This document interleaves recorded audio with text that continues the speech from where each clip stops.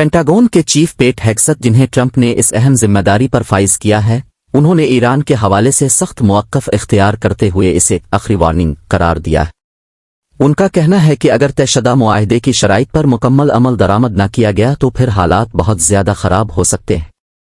ऐसी सूरत में नाकाबंदी, जंग, तबाही और बड़े पैमाने पर नुकसान जैसे ख़तरनाक नताइज सामने आ सकते हैं।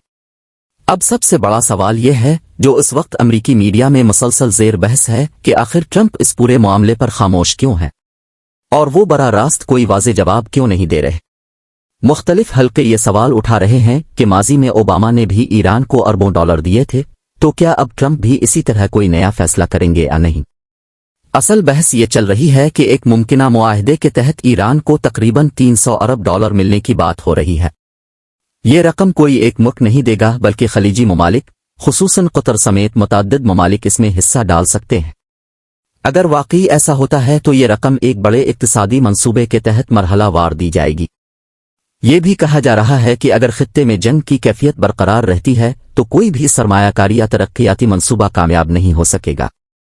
इसलिए कुछ ममालिक ये सोच रहे हैं कि अगर वो मिलकर ईरान में सरमायाकारी करें तो आने वाले 5 सालों में वहां बुनियादी ढांचा, फैक्ट्रियां और सनती मराकज़ कायम किए जा सकते हैं। इसी दौरान ये सवाल भी उठ रहा है कि क्या ये बड़ी रकम फौरी तौर पर दी जाएगी या किस्तों की सूरत में, और क्या ये वाकई कोई मुस्तकिल मंसूबा है या सिर्फ वक्ती सियासी हिकमत अमली।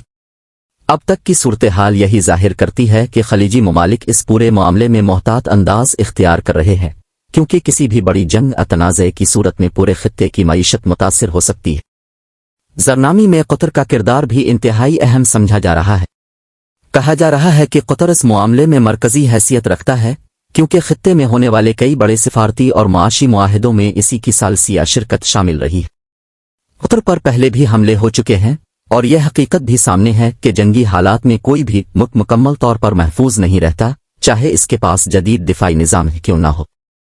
ये भी बहस चल रही है कि अमरीका का दिफाई निज़ाम बाज़ औक़ात मुकम्मल तौर पर मुअस्सिर साबित नहीं हो पाता, और इसी तरह ईरान की जानिब से किए जाने वाले हमलों को भी मुकम्मल तौर पर रोका नहीं जा सका। इसी वजह से बाज़ माहिरीन ये समझते हैं कि मुस्तक़बिल में सूरत हाल मज़ीद पेचीदा हो सकती है। खित्ते के अंदर एक और बड़ी बहस ये है कि आया वाकई ईरान और इसराइल के दरमियान कशीदगी मज़ीद बढ़ने जा रही है या फिर कोई खुफिया सिफारती हल निकाला जाएगा। कुछ रिपोर्ट्स के मुताबिक दोनों तरफ से सख्त बयानात के बावजूद पसपर्दा राबते भी जारी हैं, लेकिन सूरत हाल अब भी गैर मुस्तहकम है। इसी दौरान ये सवाल भी उठाया जा रहा है कि अगर मुस्तक़बिल में कोई बड़ा मुआहिदा होता है तो क्या वो सिर्फ सियासी होगा या उसके साथ इक्तिसादी और दिफाई ज़मानतें भी शामिल होंगी। ख़ास तौर पर यह बात ज़ेर गौर है कि अगर पाबंदियां ख़त्म होती हैं तो क्या ईरान के साथ दिफाई या इक्तिसादी ताउन के नए दरवाजे खिल सकते हैं। दूसरी जानिब खलीजी ममालिक के लिए भी ये सूरत हाल एक बड़ा इम्तिहान है, क्योंकि अगर जंग बढ़ती है तो सिर्फ एक मुल्क नहीं बल्कि पूरा खित्ता उसकी लपेट में आ सकता है। तेल की तरसील, गैस की सप्लाई और आलमी मार्केट सब मुतासिर हो सकते हैं। इसी वजह से कुछ ममालिक ये कोशिश कर रहे हैं कि किसी न किसी तरह कशीदगी को कम किया जाए और एक नया इक्तिसादी मॉडल बनाया जाए जिसमें सरमायाकारी, तमीरात और तिजारत को तरजीह दी जाए, न कि जंग को। अब सूरत हाल यह है कि हर फरीक अपने मुफादात के मुताबिक फैसले कर रहा है और आलमी ताकतें भी अपने अपने हिसाब से इस पूरे मामले को देख रही हैं। आने वाले दिनों में ये तय होगा कि ये कशीदगी वाकई कम होती है या एक बड़े बहरान की शक्ल इख्तियार करती है। इस पूरे खित्ते की सूरत हाल में एक और अहम पहलू ये भी सामने आ रहा है कि आलमी ताकतें इस जंगी माहौल को सिर्फ एक इलाकाई मसला नहीं बल्कि आलमी मईशत के लिए खतरा समझ रही है।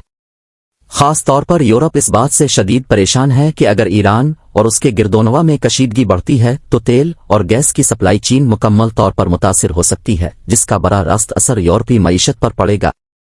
याद रहे कि रूस और यूक्रेन की जंग पहले ही तवानाई के बहरान को जन्म दे चुकी है, और अब अगर मशरिक वस्ता में भी कोई बड़ी जंग शुरू होती है तो सूरत हाल मुकम्मल तौर पर बेकाबू हो सकती।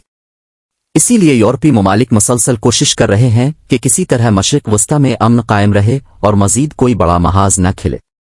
इसी दौरान यह भी कहा जा रहा है कि अमरीका के लिए यह सूरत हाल एक बड़ा चैलेंज बनती जा रही है। एक तरफ इसराइल के साथ इसके स्ट्रेटेजिक ताल्लुकात हैं और दूसरी तरफ ईरान के साथ कशीदगी। इस तवाज़ुन को बरकरार रखना आसान नहीं रहा।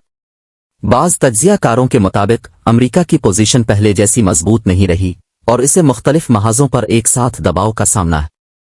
اسی ماحول میں یہ بحث بھی زور پکڑ رہی ہے کہ اگر واقعی خلیجی ممالک مل کر کوئی بڑا معاشی پیکیج یا سرمایہ کاری کا منصوبہ بناتے ہیں تو اس کا مقصد صرف ایران کی معیشت کو سہارا دینا نہیں بلکہ پورے خطے کو ایک نئے اقتصادی نظام میں داخل کرنا بھی ہو سکتا ہے۔ اس نظام میں تجارت، سرمایہ کاری اور توانائی کے منصوبے مرکزی حیثیت رکھتے ہیں، لیکن اس کے ساتھ ہی خطرہ بھی موجود ہے کہ اگر کسی بھی مرحلے پر سفارتی کوششیں ناکام ہو گئیں تو صورتحال تیزی سے بگڑ سکتی ہے۔ جنگ کی صورت میں نہ صرف خطے بلکہ عالمی منڈیوں پر بھی اس کے انتہائی سنگین اثرات مرتب ہوں گے۔ اسی لیے کئی ممالک اس کوشش میں ہیں کہ کسی بھی قیمت پر براہ راست تصادم سے بچا جائے۔ قطر، سعودی عرب اور دیگر خلیجی ریاستیں پس پردہ مذاکرات اور رابطوں میں مصروف دکھائی دیتی ہیں تاکہ کسی نہ کسی طرح صورتحال کو کنٹرول میں رکھا جا سکے۔ موجودہ صورتحال میں سب سے اہم سوال یہی ہے کہ کیا واقعی مستقبل میں ایک بڑی جنگ کا خطرہ موجود ہے یا پھر یہ سب ایک دباؤ کی حکمت عملی ہے تاکہ سیاسی اور اقتصادی مقاصد حاصل کیے جا سکیں۔ مختلف تجزیہ کار اس بات پر متفق نہیں، کچھ اسے حقیقی خطرہ قرار دیتے ہیں جبکہ کچھ کے مطابق یہ صرف سفارتی دباؤ اور طاقت کا توازن برقرار رکھنے کی کوشش۔ یہ بھی کہا جا رہا ہے کہ اگر کسی بڑے معاہدے پر اتفاق ہو جاتا ہے تو اس کے تحت پابندیاں نرم کی جا سکتی ہیں اور ایران کو مرحلہ وار اقتصادی سہولیات دی جا سکتی ہے، لیکن یہ سب کچھ مکمل اعتماد اور نگرانی کے نظام کے ساتھ ہوگا تاکہ خطے میں دوبارہ کشیدگی نہ بڑھے۔ دوسری طرف اگر حالات بگڑتے ہیں تو پھر اس کے اثرات صرف ایک ملک تک محدود نہیں رہیں گے بلکہ پورا خطہ اس کی لپیٹ میں آ جائے گا۔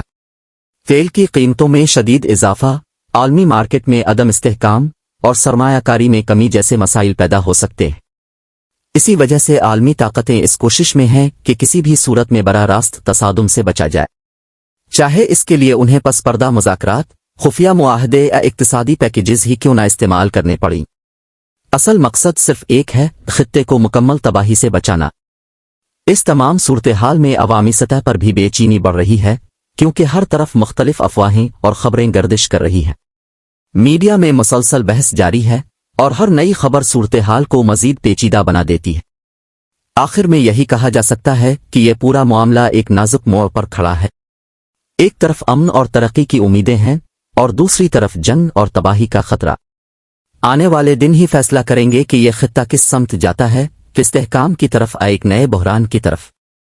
اور یہی وہ سوال ہے جو پوری دنیا کے لیے سب سے زیادہ اہم بن چکا ہے، کیا واقعی امن قائم ہو پائے گا؟ پھر تاریخ ایک اور بڑے تصادم کو دہرانے جا رہی ہے۔